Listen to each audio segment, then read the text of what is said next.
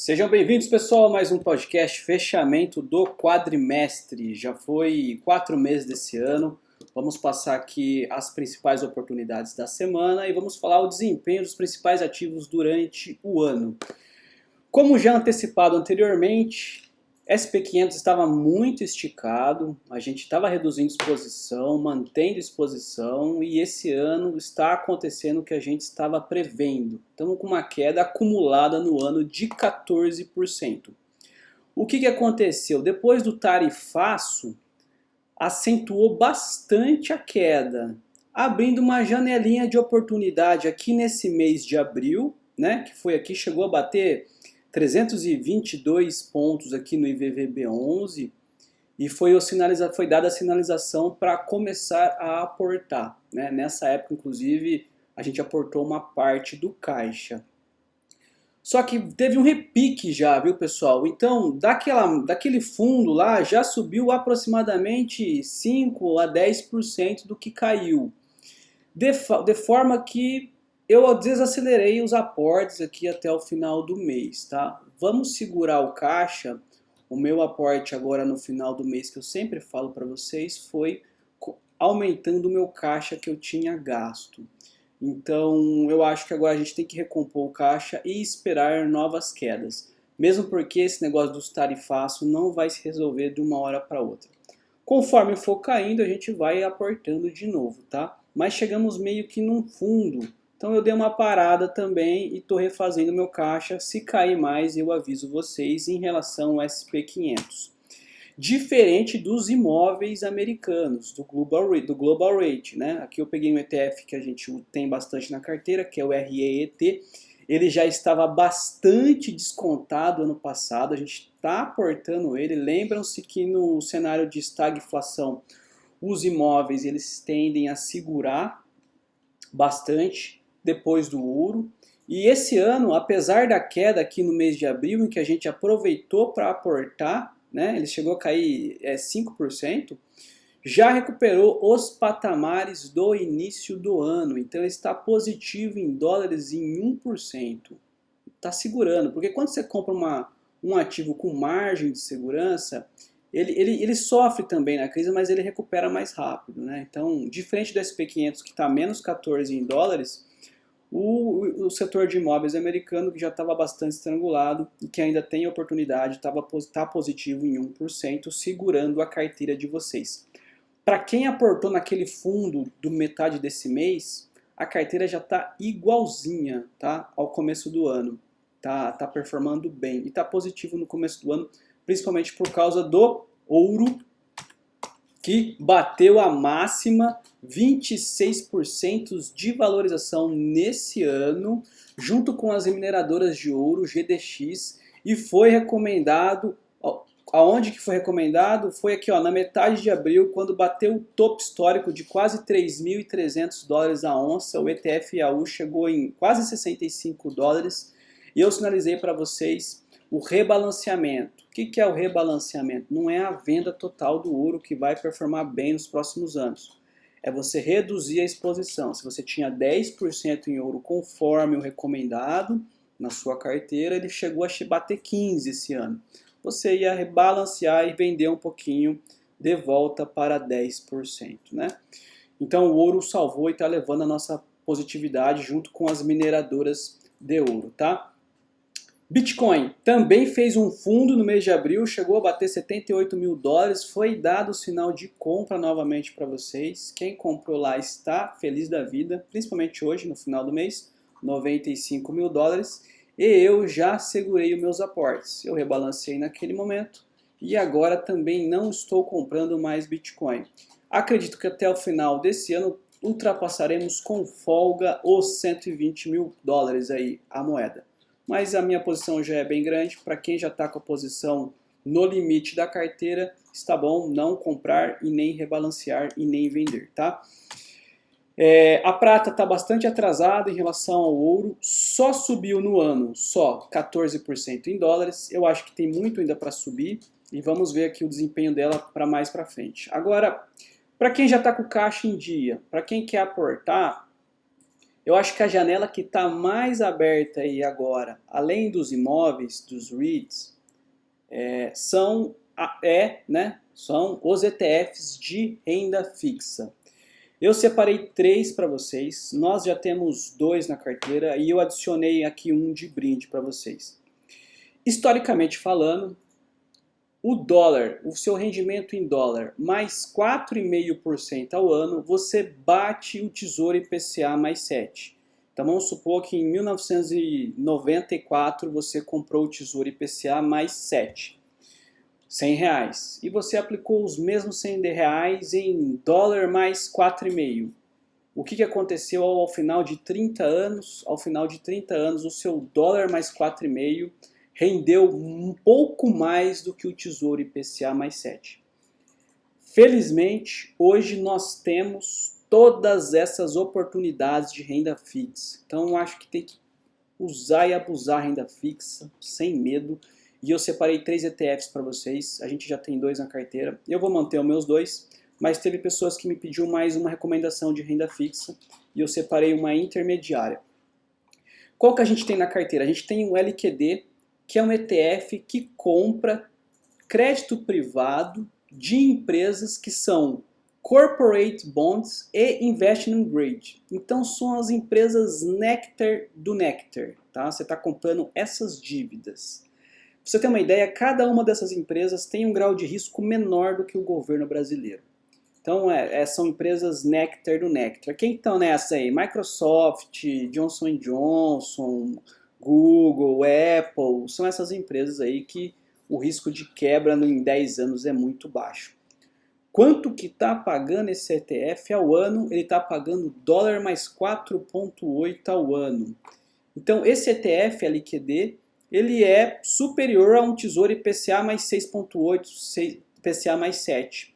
Se você tem muito medo da renda fixa brasileira por causa do Tesouro e você teme o calote nos próximos anos por causa da camisa vermelha da seleção, você pode justamente trocar seu ETF de renda fixa e comprar um dólar mais 4,8, tá?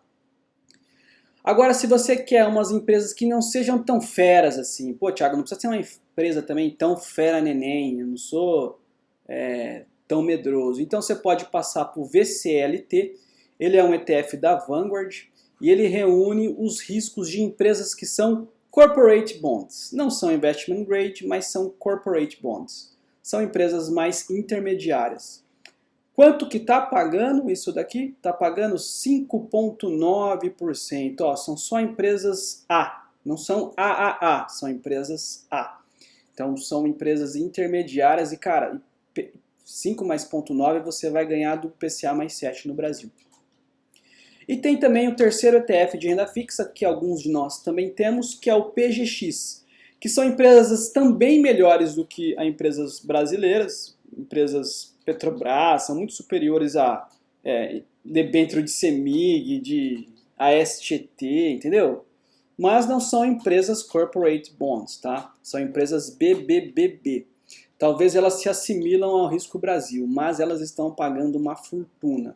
Na atual cotação, estão pagando dólar mais 6,7, tá? Então, se você tem lá um dinheiro destinado no exterior à renda fixa e está querendo aportar, seu caixa está concluído e as empresas, o SP500 parou de cair, meu, compra renda fixa, tá? É um ótimo momento. Seus REITs também estão legais, compra renda fixa. Eu tenho a primeira, né, o LQD e o PGX. Não tenho o VCLT. E tem também a renda fixa pública, mas diante aí do tarifaço do Trump, diante da incerteza do câmbio, do dólar, diante aí das pressões do Tesouro Americano, me parece que o Doge, o setor do Elon Musk, não está mais trazendo tanto vantagem assim em economizar, economizou apenas 200 bilhões de dólares. Talvez seja legal você não ter apenas tesouro americano, que é o IEF e o TLT, né, que são tesouros de 10 anos e 20 anos. Acho que vale a pena também você colocar uma parte da sua renda fixa em investment grade bonds, em corporate bonds. Igual no Brasil, né, pessoal? Você não tem lá o Tesouro Direto? Você não tem o CDB do banco BMG com FGC? Então seria uma mescla de título de crédito privado com título de títulos públicos, né? mesmo porque os títulos privados pagam muito mais do que os títulos públicos. Eu acho que vale a pena essa composição de renda fixa. Combinado? Para fechar aqui, para fechar a renda fixa, chegamos em IPCA mais 7,55, no Tesouro IPCA 2045. Nunca antes na história desse país a gente viu um título pagando tanto dinheiro, nem em 2017. IPCA mais 7 esteve disponível em menos de 5% das vezes. Claro que você tem o risco Brasil, claro que você tem o risco do câmbio, você tem todos esses riscos, mas eu continuo recomendando porque eu acredito que no médio prazo todos colherão frutos nos dois cenários de renda fixa, tá? Agora, a gente teve uma discussão, alguns amigos, sobre a China e andei estudando bastante, revi algumas posições que eu tinha na carteira. A gente já teve China uma vez, tomamos fumo tendo China naquela vez. A China que enfrenta alguns problemas graves no médio prazo, que é a queda do crescimento demográfico, isso daí é muito ruim.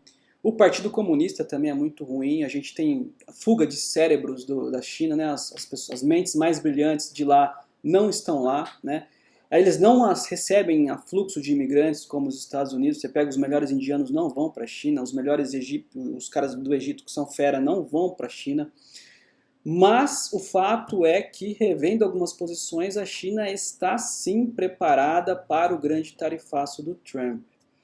E ela desenvolveu várias tecnologias de clean tech, de desenvolvimento de energia limpa, está na frente dos carros elétricos, direção autônoma. E o grande baque veio com o DeepSeek, a inteligência artificial deles, que está fazendo frente às principais inteligências artificiais dos Estados Unidos.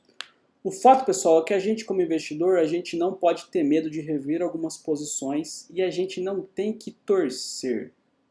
A gente tem que ganhar dinheiro, né? Então, aqui vai algumas recomendações para quem quer ter um pouquinho de China na carteira e que acredita nessa tese de que eles possam despontar à frente nos próximos anos, tá? Como a gente não tem bola de cristal, a gente nunca sabe quem que vai ganhar a corrida ou não, eu acho que eu também vou começar a montar uma pequena exposição. Quanto, Thiago? Cara, na minha opinião, máximo uns 5% da carteira. Porque se implodir como a União Soviética implodiu, ou como qualquer outro país socialista comunista implodiu, não vai fazer a menor diferença para a gente.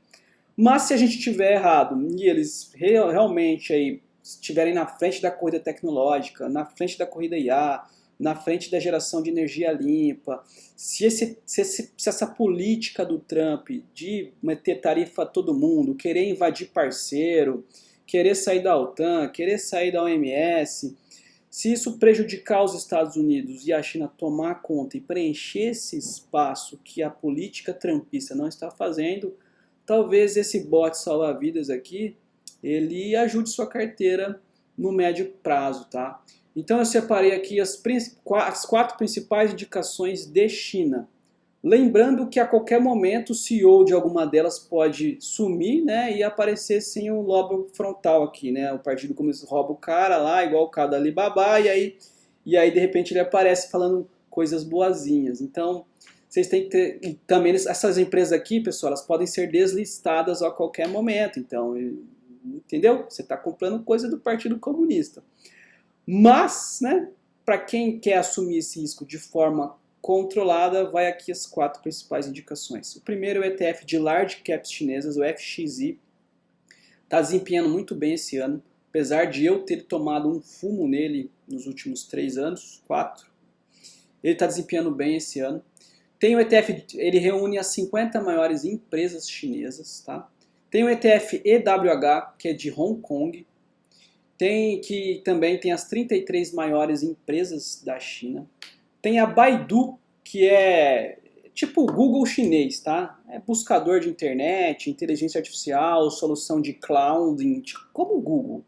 E tem a Alibaba, que é a Amazon chinesa, tá?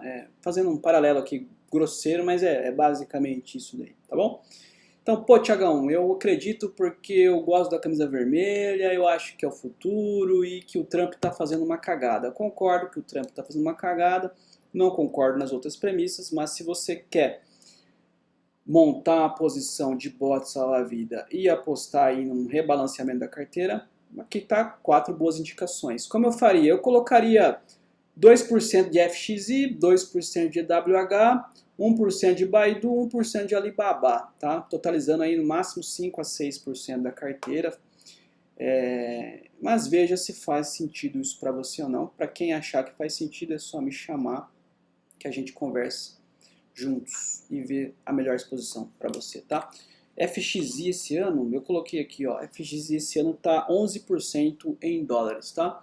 Então, a gente sabe que a China está preparando uma desvalorização do Yen.